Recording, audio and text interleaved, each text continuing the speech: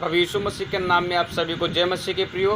कैसे हैं सभी लोग? उम्मीद करते हैं आप सभी लोग अच्छे हैं। और आज का वचन हम लोग सीखेंगे प्रभु के वचन से, नीति वचन की पुस्तक से। नीति वचन 7 अध्याय उसका पहला और 2 वचन को हम लोग देखेंगे। यहाँ पर लिखा है, हे मेरे पुत्र, लिखा है, हे मेरे पुत्र, मेरी बातों को माना कर और मेरी आज्ञाओं को अपने मन में रख छोड़। हे मेरे पुत्र, मेरी बातों को माना कर और मेरी आज्ञाओं को अपने मन में रख छोड़। और दूसरे पद में लिखा है, मेरी आज्ञाओं को मान, इससे तू जीवित रहेगा। मेरी शिक्षा को अपनी आँख की पुतली जान। हालेलुया। प्रभु की शिक्षा को अपनी आँख का पुतली जानना है। पुतली, अपनी आँख, प्रभु की जो शिक्षा है, प्रभु की जो शिक्षा है, अपनी आँख की पुतली को जानना है। पुतली का काम क्या है प्रियो? हम लोग अच्छी तरीके से आज सीखने के लिए चाहते हैं और पवित्र आत्मा हमारी मदद करे कि हम गहराई में जाएं और अच्छी बातों को सीख पाएं।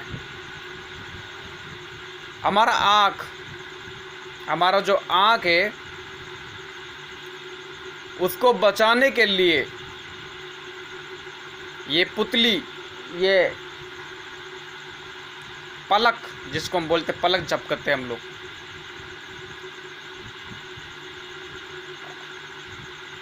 ये कितना सुरक्षा देता है पलक हमारी आँखों को। गर्दा उड़ता है, धुआं आता है, तुरंत आँख क्या है, बंद हो जाता है।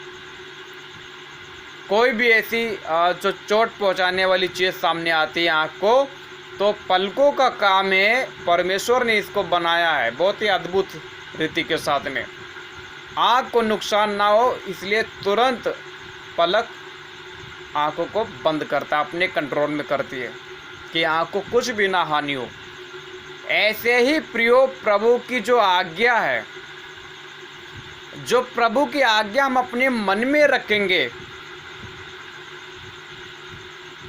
हम अपने मन में जब रखेंगे प्रभु की आज्ञाओं को, प्रभु की बातों को, तो इससे क्या है, हम और आप जीवित रहेंगे। और जीवित रहने का मतलब ये है कि हम धरती के ऊपर जब तक रहेंगे, हम संसार के कामों से बचे रहेंगे, शरीर के अभिलाषाओं से बचे रहेंगे। जब हम प्रभु की आज्ञाओं को अपने मन में रखेंगे, उसकी बातों को मानेंगे, तब ये होगा प्रियो। आगे इसी चैप्टर में 6 पद से एक उदाहरण दिया गया है ना। एक भोला व्यक्ति है, निर्बुद्धि भी है वो, है ना। कैसे वो विचार में फंस गया, वेश्या के उसमें फंस गया। आप पढ़ सकते हो अपने घर में, नीति वचन 7 उसका 6 पद से पूरा पढ़ना, वहाँ पर बहुत अच्छे से लिखा हुआ है। वो देखो, भोला भी था। हम लोग भी कहते हैं कि हम भोला बनना है। हाँ, अच्छी बात है।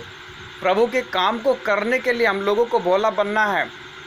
फिर चाहे सताव आए, जो कुछ भी है, उसके लिए भोला बनना है। लेकिन इतना भोला नहीं बनना है कि हम क्या है, निर्बुद्धि हो जाए और हम ऐसी बुरी संगत में फंस जाएं जिससे क्या है, हमारा विनाश हो जाए। अधोलोक का मार्ग है वो। आप पूरा चैप्टर को पढ़ सकते हैं वहाँ से।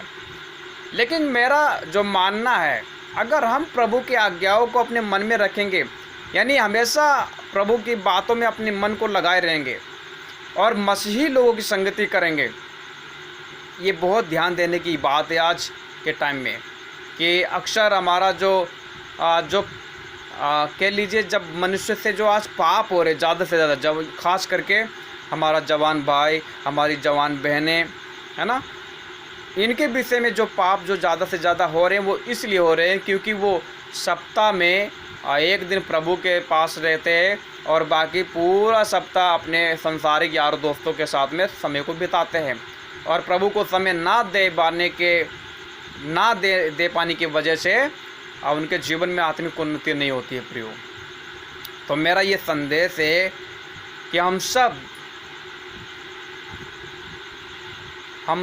का कर्तव्य है कि जो हम लोग प्रभु पर विश्वास करने वाले लोग हैं, बपतिस्मा लिए हुए लोग हैं, एक वायदा किया है कि हम प्रभु आपके पीछे चलेंगे, तो उस वायदे को जब हम बपतिस्मा लेते समय करते हैं, उसको अपने जीवन भर में याद रखना है।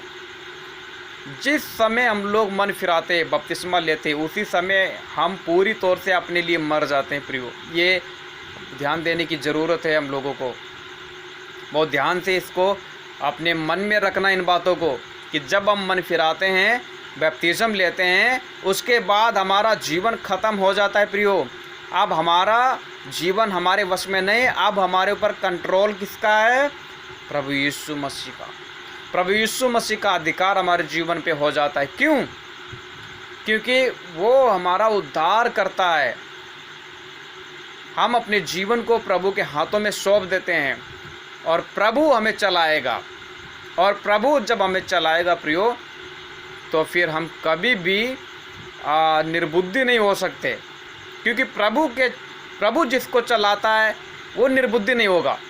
मैं विश्वास करता हूँ जिसका गाइडेंस प्रभु यीशु है, पवित्र आत्मा है, वो कभी निर्बुद्धि व्यक्ति नहीं हो सकता। वो बुद्धिमानी होगा, वो बुद्धि से भरा हुआ होगा, वो प्रभु के ज्ञान से भरा होगा,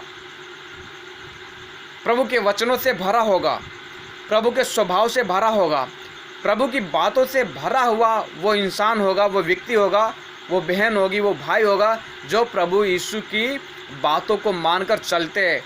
जिसका गाइड करने वाला प्रभु यीशु है, जिसको चलाने वाला पवित्र आत्मा है, वो व्यक्ति कभी भी निर्बुद्धि नहीं होगा, उसमें बुद्धिमानी पाई जाएगी। वो दीन होगा, वो नम्र होगा, वो भला होगा, वो आशीर्वाद देने वाला होगा, वो प्रभु के लिए हर एक जोखिम सहन करने वाला व्यक्ति होगा। हालेलुया। और वो क्षमा करने वाला व्यक्ति होगा।